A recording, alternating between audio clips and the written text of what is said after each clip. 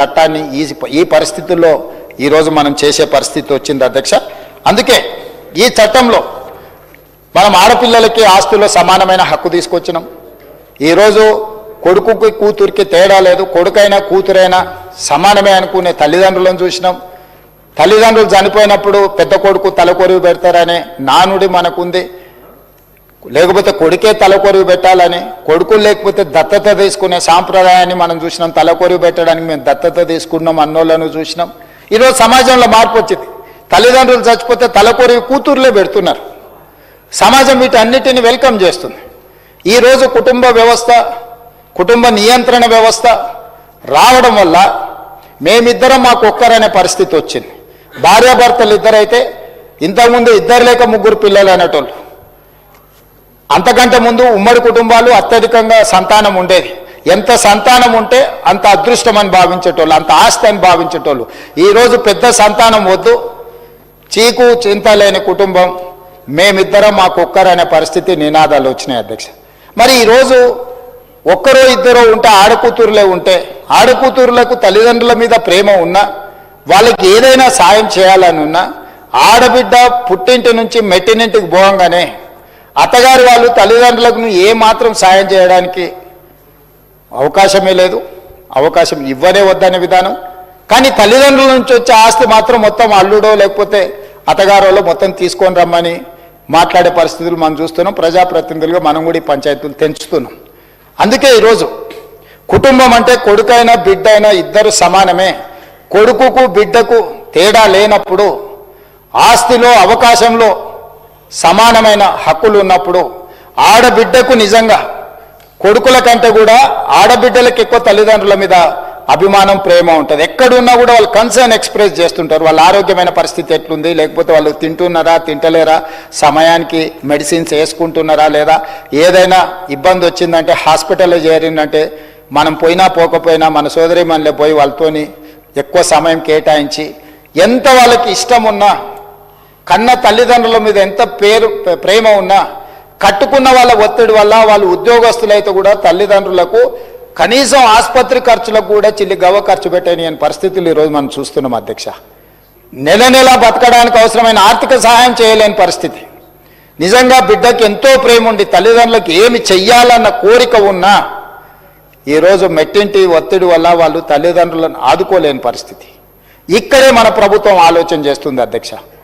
ఇక్కడి వరకు కొడుకుల గురించే మీరు ఆలోచన చేస్తారు. కూతురికి తల్లిదండ్రుల మీద ప్రేమ ఉన్నా, ఆ కూతురు తప్ప ఇంకే ఏ ఆధారం లేని తల్లిదండ్రులకు ఎక్కడికి వెళ్ళాలనో తెలియదు. మెట్టినింటికి కూతురునిస్తే తల్లిదండ్రులు పోయి మెట్టినింట్లో ఉండలేని పరిస్థితి. కూతురు మెట్టినింటి నుంచి పుట్టినింటికి వచ్చే పరిస్థితి లేదు. ఆర్థికంగా తల్లిదండ్రులు వాళ్ళు కష్టపడ్డదంతా కూడా కూతుర్ని పెంచి పెద్ద చేసి ఒక ప్రభుత్వ ఉద్యోగం, ఒక ప్రైవేట్ ఉద్యోగం, ఒక ప్రయోజకురాల్ని చేసిన తర్వాత, ఒక పెళ్లి చేసి అత్తగారింటికి పంపించిన తర్వాత మానసికంగానే వీళ్ళు ఒక బలహీనపడమే కాదు, జీవన ఆధారం మీద కూడా ఎవరి మీద ఆధారపడాలనో తెలియని పరిస్థితులు. అందుకోసమే అధ్యక్ష ఈరోజు అన్ని రకాలుగా ఆలోచన చేసి ఒక సామాజిక బాధ్యతగా ఈనాడు నేను ప్రభుత్వ ఉద్యోగులు, ప్రైవేటు ఉద్యోగులు వీళ్ళ గురించే మాట్లాడతలేను. కొంతమంది ప్రజాప్రతినిధులు కూడా ఉన్నారు.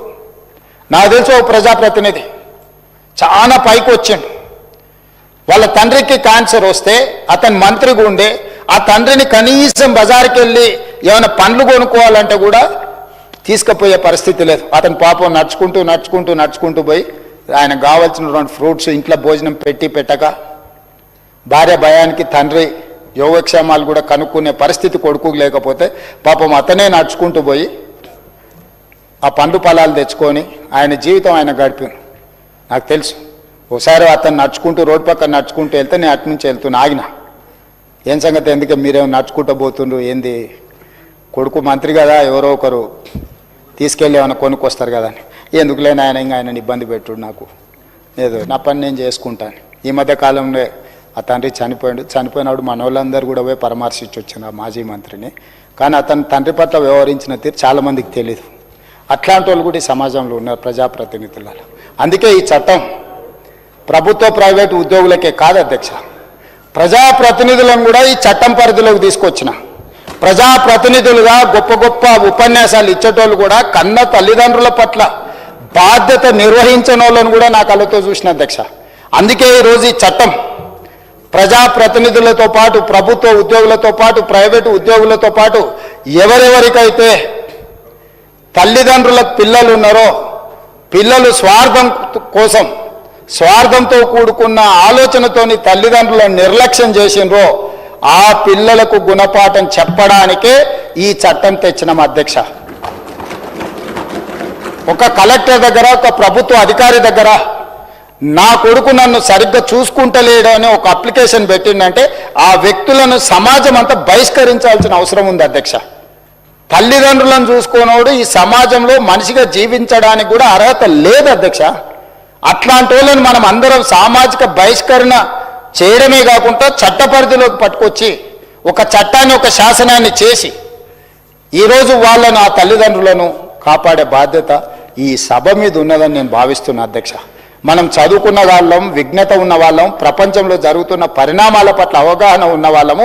ఈనాడు ఈ చట్టం చేయడం ద్వారా కొంతైనా ఆ వృద్ధ తల్లిదండ్రుల కోసం మనం అండగా నిలబడ్డాము. ఇదొక భరోసా, విశ్వాసం. దీనివల్ల పూర్తిగా న్యాయం జరుగుతుందని నేను అనను, వివాదాలు సమసిపోతాయని కూడా నేను అనను. కాకపోతే తల్లిదండ్రులకు అవసరమైతే కొడుకును భయపెట్టడానికి ఒక మంత్రదండం ఇవ్వాలి, వాళ్ళకు ఒక శక్తి ఇవ్వాలి.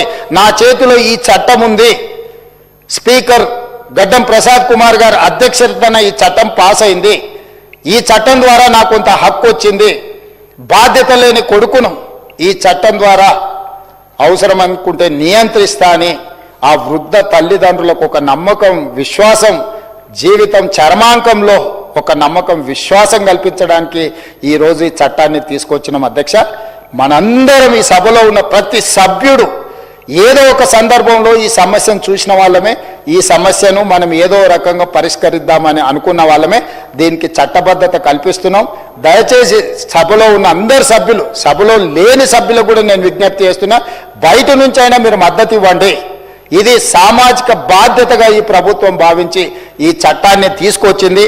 ఈ చట్టాన్ని the Telangana employees accountability and monitoring of parental support bill 2026 తమరి నాయకత్వంలో ఏకగ్రీవంగా ఆమోదించి సమాజానికి ఒక మంచి సందేశాన్ని ఇవ్వడానికి మనకు అవకాశం వచ్చినందుకు, ఇంత ముఖ్యమైన దీంట్లో నాకు మాట్లాడడానికి అవకాశం ఇచ్చిన తమరికి మనస్ఫూర్తిగా ధన్యవాదాలు తెలియజేస్తూ సెలవు తీసుకుంటున్నా. సభ్యులందరినీ ఏకగ్రీవంగా పెద్ద ఎత్తున చప్పట్లతోని మీరు మద్దతు పలకాల్సిందిగా కోరుకుంటూ మీ దగ్గర సెలవు తీసుకుంటున్నాను అధ్యక్ష.